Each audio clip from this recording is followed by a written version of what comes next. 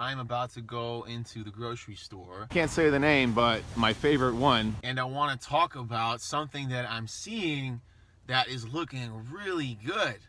Almost too good to be true. And I'm talking about the cookie section. Right now, if you go there, you're going to find a whole bunch of protein cookies. A wide array of cookies that have protein in them. You'll even find birthday cake bites that have high protein.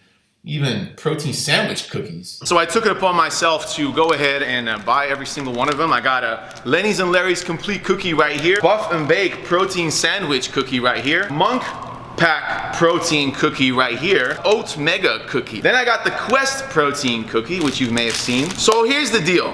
What is the #1 enemy of fat loss? I'll give you 5 seconds to answer that question wherever you're watching this video. At home, in the office, on the toilet maybe. 5, 4, 3, 2, 1. Do you know what it is?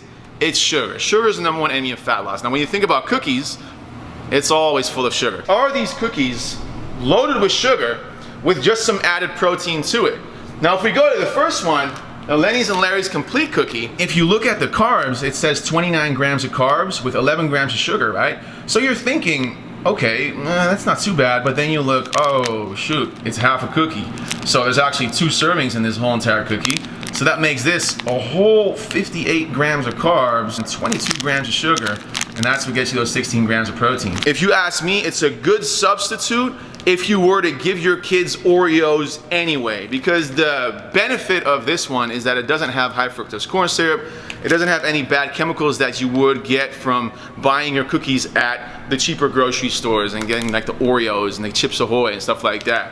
However, if your goal is fat loss, you want to lose weight, then stay away from these. It's just too much sugar. Next one is protein sandwich cookies. Now this is from a brand called Buff Bake.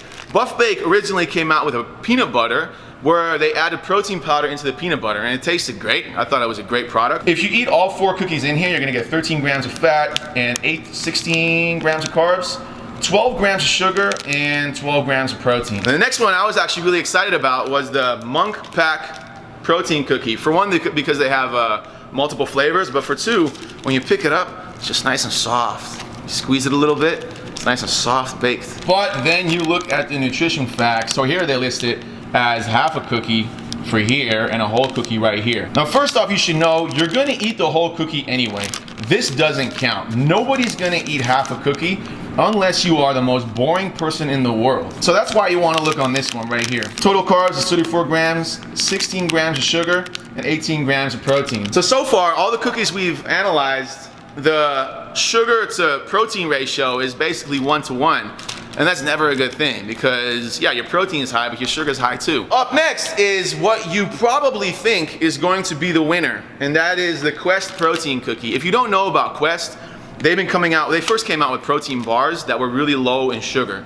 And the way they do that is they put a special type of fiber in there and a special type of sugar that basically doesn't get absorbed in your body. And with this one, they put erythritol in here, and basically that is a sweetener that is a lot sweeter than regular sugar. This one, it gets very interesting because check this out. The whole cookie has 17 grams of fat, then there's 8 grams of saturated fat. Now it has 18 grams of carbs only for the whole entire cookie, and 9 grams of that is fiber. Now you know fiber is good, it helps you with your digestive system and all that stuff, and you get 15 grams of protein. So you would think this one is the winner, but hold on, because I wanna show you something real quick. The reason I would go with the Oat Mega is not because it has less sugar, but because of the ingredients. You get 17 grams of fat, 4.5 of that is saturated, you get a whole 40 grams of carbs, 9 grams is fiber, so that's good, 13 grams of sugar and 12 grams of protein. If you look at the ingredients, you see gluten-free oat flour, grass-fed protein blend.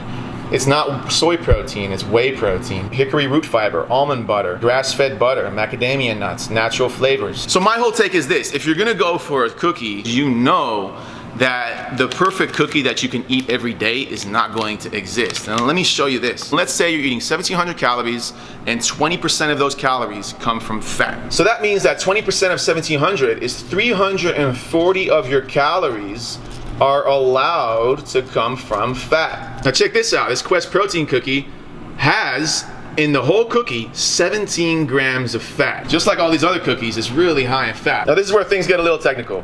What you should know is that for every gram of fat, you get 9 calories. Every gram of fat has 9 calories. So every Quest protein cookie is gonna have 17 times 9, 153 calories coming from fat. Well, you're only allowed 340 calories the whole entire day. So if you were to eat just one cookie right here, then half of your fats is wiped out. So what I'm trying to say is that if you're already on low calories, then every calorie and every gram of fat counts. Now, you're only going to know this if you log your food. And I know that doesn't sound sexy at all, logging your food. Who wants to do that? But I'm gonna reiterate myself, because just like you track your money, so should you track your calories. Because if you don't track your money, you just go to Nordstrom on the 1st of the month and spend your whole entire salary, you're not gonna have enough money to pay for your mortgage at the end of the month. The same thing goes with your calories. I'm not saying you gotta be a fitness model about it,